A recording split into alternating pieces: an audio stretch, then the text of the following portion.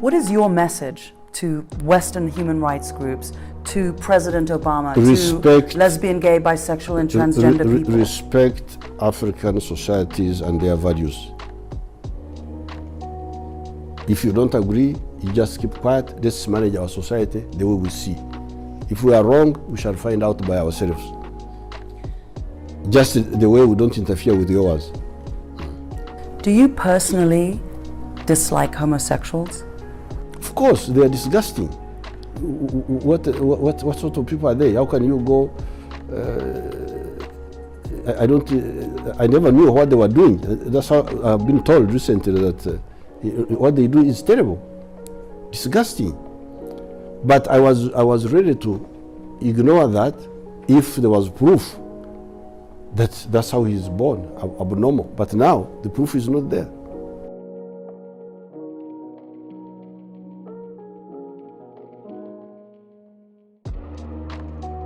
You yourself gained worldwide attention a few years ago when you said there was, quote, no room for homosexuality in Kenyan society. I want to know whether you still stand by that. We have Kenyan law, we have Kenyan constitution, we have our tradition, we have our customs. We will continue to respect other people's customs as they respect our customs and our tradition. I am very clear that we respect everybody and what they believe in, but we also have what we believe in, and we expect to be respected for what we believe in. So before I ask you to flesh that out and what exactly does it mean, I want to play you what President Kenyatta said to me about this issue. I will not engage in a subject that is of no, it is not of any major importance to the people and the Republic of Kenya. This is not an issue, as you would want to put it, of human rights or this. This is an issue of society, of our own base as a culture, as a people, regardless of which community you come from. This is not acceptable. This is not agreeable. So he's basically saying homosexuality is not agreeable. You've just said that you're kind of trying to thread the needle, that the law says one thing, but you respect everybody's rights. Will a Ruto administration crack down, like many other leaders in Africa, on the homosexual LGBTQ community, or will you allow them their human rights and their civil rights? I think on that subject, President Kenyatta was spot on. We do not want to create a mountain out of a molehill. This is not a big issue for the people of Kenya. When it becomes a big issue for the people of Kenya will make a choice. As it is now, we are grappling with 5 million young people who do not have jobs, 4 million people who are hungry, and that is my concern. That is the focus of the people of Kenya at the moment. You yourself come from a pretty hard scrabble, rags to riches background. You called yourself and your road to success like the hustler. What do you mean by that? Give me a little bit of your own background and what you think positions you and places you for this particular job at this particular time.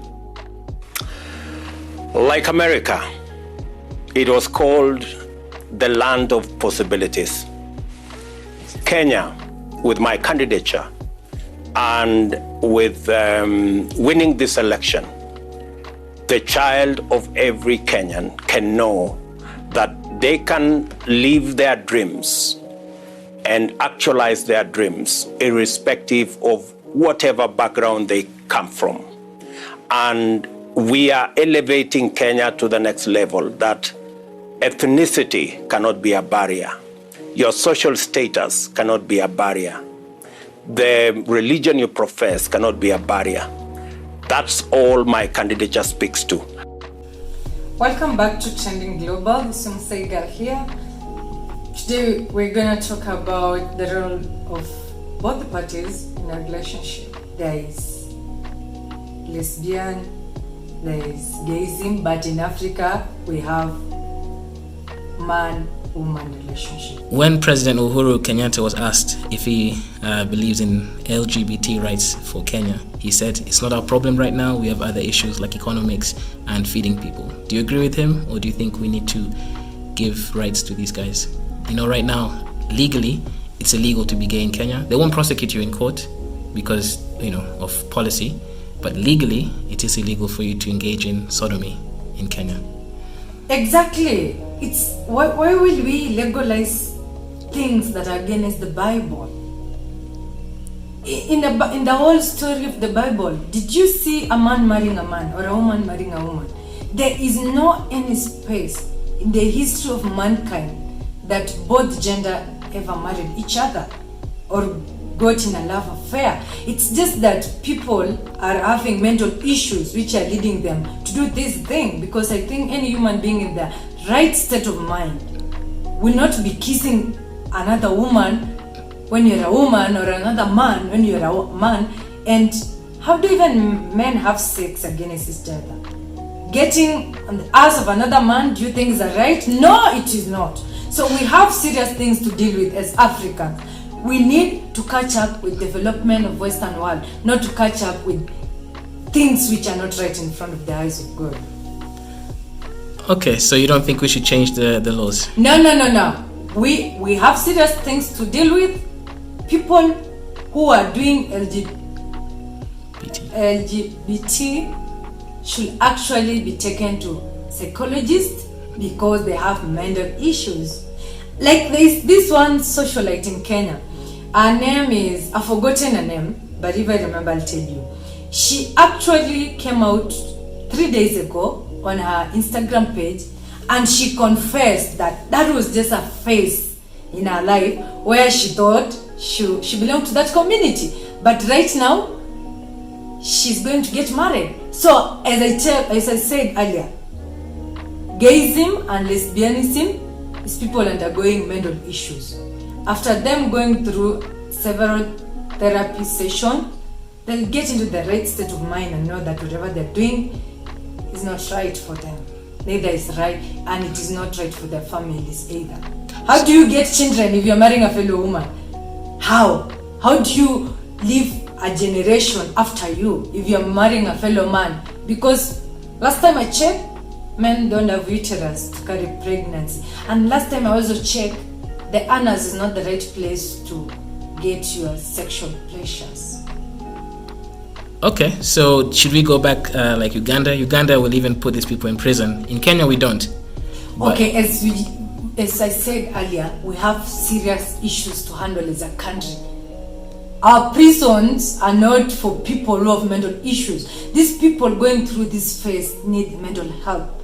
So, thanks to the outgoing president, he opened a new mental institution the other day. So we will take them there. They'll go through serious therapy sessions and they'll get back to their senses. Okay.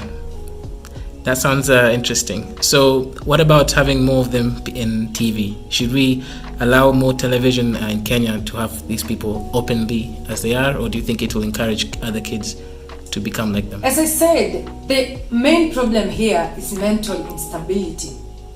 Let me tell you one thing. There is someone in our childhood, a guy almost raped her when she was a little girl. She was 8 years old. And that fear in her makes her so scared to get closer to a man, even if someone tells her he loves her so much. Because mentally, when she was young, a man scared her away. And she knows that men are not right people to date, or they're not right people to be closer to. But after, when she grew up and she opened up about the situation, the parents took her to a psychiatrist. And at the moment as we speak, she did a wedding 2 months ago.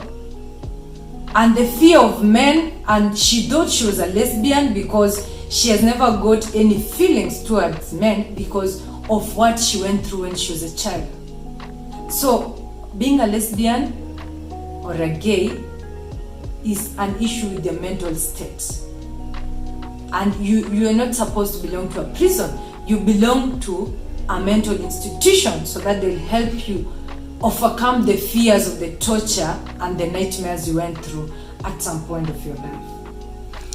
Okay, what about polygamy? Are you happy that Kenya changes laws Polygamy, to allow polygamy? Let's talk about facts. We have a population of 7 billion plus people across the globe. And out of 7 billion, 4 billion plus are women. So tell me, where are they going? And out of the remaining 3 billion of men, 700 million of them are mentally unstable. And 300 million out of them are financially unstable. So we have a population of 2 million men in the right state of raising a family, a good family. So what are you talking about?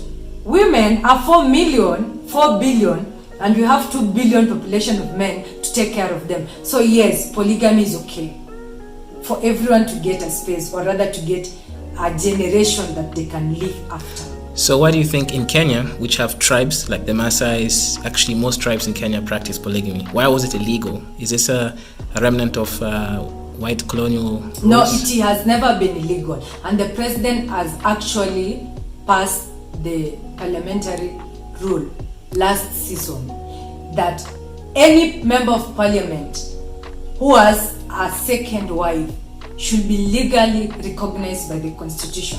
And as we speak right now, any member of parliament, most cases in Kenya, it was leaders, especially political leaders, are the one who shun away from having officially the second woman or the third or the fourth. But the president said if you have 10, okay, but 2 should be legally be recognized as the first ladies.